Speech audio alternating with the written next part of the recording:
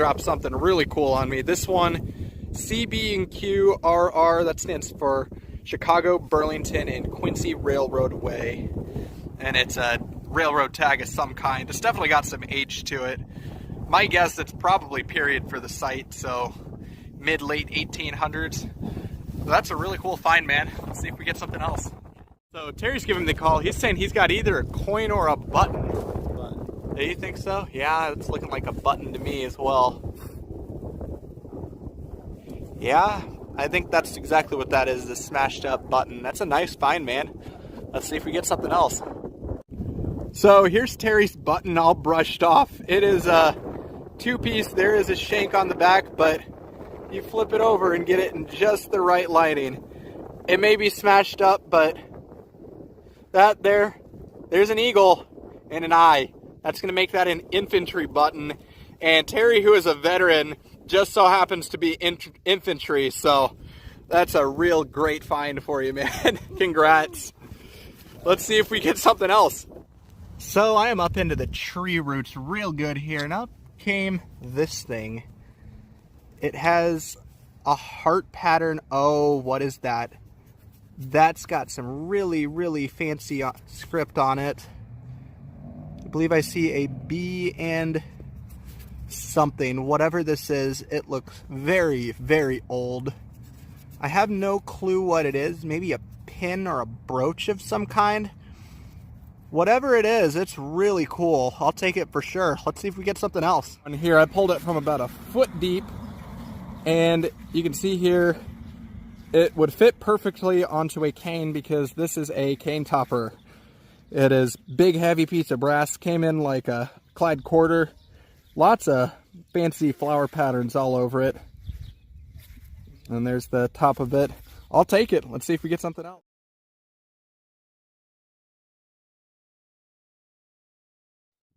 Well, Tom and I are on the drive home. We stopped at an old fairgrounds and I just pulled up something pretty interesting here. If I can get this into the light for you. It's a tag of some kind. I can't really tell exactly what. It's got a heart on the back, it looks like. I'm gonna go and get it all brushed off. And when I got some detail, I'll loop you back in. So here's that tag all cleaned up. It's got a heart with something going through it. Kansas City is where it's from. And here's the front side. It says, for reward, return to that number, the Thornton and Miners Sanitarium of Kansas City, Missouri. Up here, it's actually got a patent date. And that goes back to 1907. But not sure entirely what this is or what the place is, but it's a really cool find either way. I'll take it. Let's see if we get something else. So this is like elbow deep here. It rang as an overload tone once I got down to it. And on the surface, it barely registered, but check that out. That is a complete Native American trade axe. This thing is very hefty, and it looks like it's in fantastic condition. So that is my first one of those for sure. That's a really big bucket lister for me. But in the pouch is how it'll go. Let's see if we get something else. So I have no clue what this is, but it's some fancy little bit, and it's got this loop up the top where it would hook onto something, though I'm not sure what, but either way, it's an interesting piece. It's definitely got some age to it. Let's see if we get something else. So I just flipped out a little chunk here. Now this one rang exactly 60 on my Amphibia. If I can find it again. Check that out. We got us a flat button. That is my first of the day, and that's going to be a very early piece, I can already tell you. Complete, perfect, erect shank. And there's fancy on it. I'm going to give this a pants rub and see what we have. Huh. Whoa. That is interesting. It's got a log cabin on it. This, I'm going to have to do some research on because that might have some sort of meaning. Whenever I figure out what this is, I will loop you back in. So, here's the button all cleaned up. It has a lot of fancy on it, and this is a really special button because this is a William Henry Harrison 1841 campaign button. I don't know if I have the year right. I think it's 41, but that is an incredible piece of American history right there. I will take that for sure. Let's see if we get something else. So in my hand right now is something absolutely incredible that Tom just popped. Boom. Look at that. A beautiful eagle button, and it's a dragoon button. That is an incredible piece of Indian Wars history. It has a complete shank on the back, and it is in fantastic condition. So there's definitely stuff here. Let's see if we get something else. So I went down fairly deep again, and I just pulled up another really cool bit here. Look at that. I have no clue what it is. It's brass. It's pretty hefty. It rang low Indian numbers on the amphibio, but it appears to be some sort of animal pattern or something like that. Whatever it is, it's really neat. I'll take it. Let's see if we get something else. So Ted just dropped on me possibly one of the best finds all day. Look at that. A perfect brass arrowhead. I swung this over my amphibio and it hit a low 40s number. So set it just like cam slaw, but that is an incredible find. Congrats, Ted. Let's see if we get something else. There, buddy. I got some. What the hell? That is awesome. You got more of it underneath. So a pot of some kind. And it was way down there. I bet. How many feet? Probably about 2.5 feet. Wow, that's incredible. Let's see that right in there. Something. CIN, whatever that is. CIN, no clue. There's the holes for the handle. That's an incredible find, man. Nice job. Let's see if we get something else. House just got torn down, just grabbed permission, and in this clump here, I see a ring, and I am very confident. Yeah, it's hefty. This is going to be sterling, no doubt about it. Ooh, that's pretty. Not sure if it's an older ring or not, but it is definitely silver. I'm going to go ahead and get this all cleaned up with 2 hands, and when I got it cleaned up, I'll loop you back in. So here's the ring all cleaned up. It is very fancy, and the marks almost look a little bit crude, so this could be an older ring. There is no back mark on the inside that I could see, but based on the weight and the color, it is most definitely sterling. So that's silver number 1 for the day. I'll take it. Let's see if we get something else. So I was just over in the debris from the house, and I just kicked the dirt, and this thing went flying. I have absolutely no clue what it is, but it looks like it has some sort of writing. So I'm going to go ahead and get this all cleaned up, and when I have some detail, I'll loop you back in. So here's that bit all cleaned up. I am covering up the town name, but it says number 81 TP 1887. I'm not sure if that is the date or some sort of serial number, but it looks like it probably would have something to do with the year, so that's a really cool piece of history. I'll take it, whatever it is. Let's see if we get something else.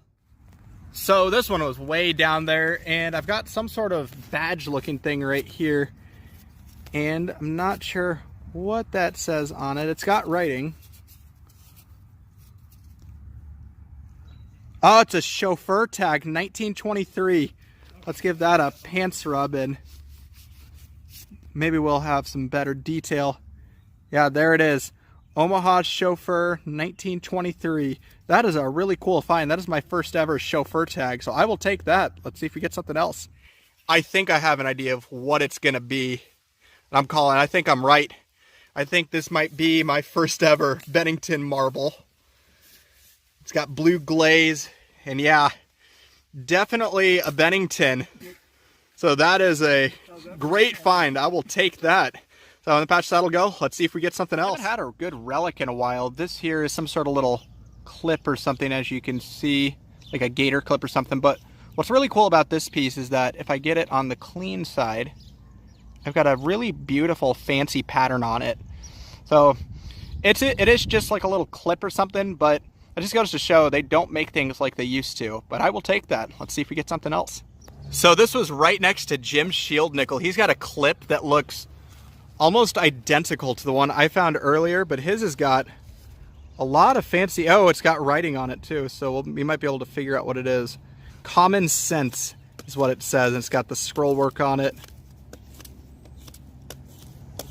This side appears to be blank though, but that's got a lot of silver wash on it. That's a really cool find, man. Nice job. It is, it's cool. Let's see if we get something else. I'm out with Tom today, and he's got something even cooler to show us. You want to toss that over here? Yeah, there you go. you got to make a better throw than that. But he's got a special deputy sheriff badge. It's from Mills County, Iowa. We're a county over, but this is an incredible find. I'm thinking this is official, and we have no clue on the date, but if we ever find one, I will go ahead and throw it up for you. But that is a nice find, man. Let's see if we get something else. So Ted just hand dropped this on me. It's a massive lead disc. You can see that there, and there is what appears to be a reindeer, something on the front, but it's a horse bridle rosette. So that is a really cool find. Nice find. It's a horse head. That looks like a reindeer to me. It's a deer, isn't it? See, I told you. Oh, cool. That's still a good find. Better than what I thought. Let's see if we get something else. So Terry's got something really cool to show us. What is that? That is a Native American axe head. So Terry pulled this out of the dump the other night, and it is tapered, and this is most definitely an ancient stone axe head. If I can find a date, I will throw it up for you, but that is an incredible piece of history. That is an awesome find, Terry. How far down in the hole was it? About that deep right there. It wasn't Wow. really that deep at all. That's not bad at all, and just mixed in with all this Yeah. early There was a lot 1900s of trash. stonework that came out of here too, but this one popped out, and I got. Well, maybe there's another one in there. Hopefully we'll find it. Cooler. What do you got there, buddy? I think we got a watch fob. It's hard Oh, to tell, yeah. though. I think you do have a watch fob. Oh, that is crusty as crusty can be. Still a watch fob, though. I will throw up a picture of that one when it's all cleaned up. A nice job, man. Let's see if we get something else. We'll try for something else. So I just pulled up something super, super cool here. It's got a building and an eagle on it, Des Moines, or from Des Moines, but it's for the Iowa Republican State Convention from 1916. It's a watch fob, and this is a really, really cool piece of history. The back is completely trashed, but that front is phenomenal. But I will certainly take it. Let's see if we get something else. So I was actually about to dump this sifter full, and then that thing rolled down. That's definitely a marble, and that is a very, very weathered one. Huh. Wait a second. I think I know what this is going to be, and if it is, that is going to be a huge bucket lister for me. I'm going to go ahead and get this cleaned up. I'm just going to call it now. I think this is going to be a German handmade marble, but I'm going to go ahead and clean this up, and I'll loop you back in. So it's going to be tough to see, but that right there is a pontil, and you can sort of see the strands on the inside. That is going to be my first ever German handmade marble. These are about the oldest glass marbles you can get, as these date back to the late 1800s, around the turn of the century. But that is an absolutely incredible find. As far as non-metal relics go, that was probably at the top of my bucket list. So I will certainly take it. Let's see if we get something else. So I'm down a little bit deeper, and I just flipped out something round and green, though. If I flip that over, I think that's going to be a shank for a button. We're going to see what this is. Yeah, that's a button. Something. I can't really tell, but I got a good feeling about it. It's got an old look to it. Oh my gosh, that is an eagle. I think that's an eagle at least. Okay, I'm going to go ahead and clean this up, and when I get some detail on it, I'll loop you back in.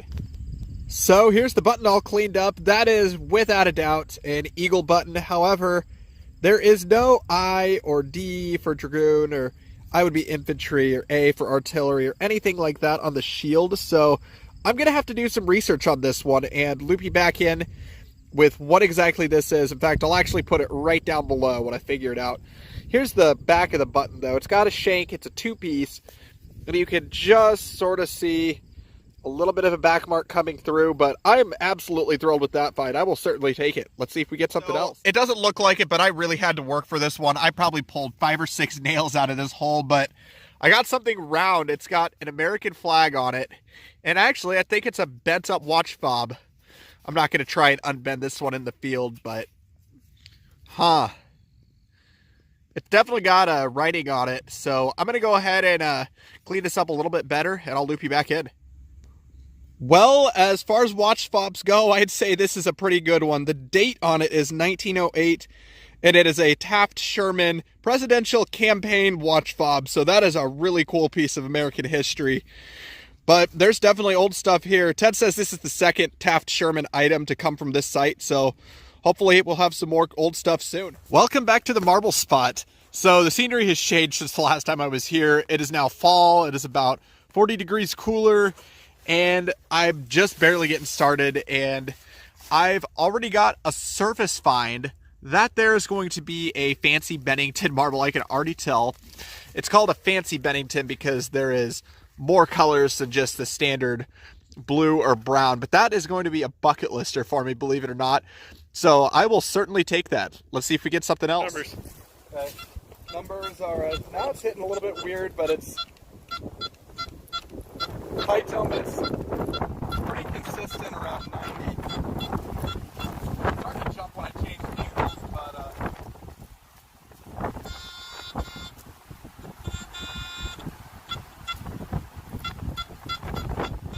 all right, now I'm down to it. So it's hitting like, it was hitting 88, 89 perfect first time around. I think it's silver quarter. Tom, what were your numbers? I was getting a 31, 32, which is silver quarter. And I'm on the Equinox. Just remember, that's the official across the plane shovel. Oh, yeah. Stickers on there too somewhere. Yeah.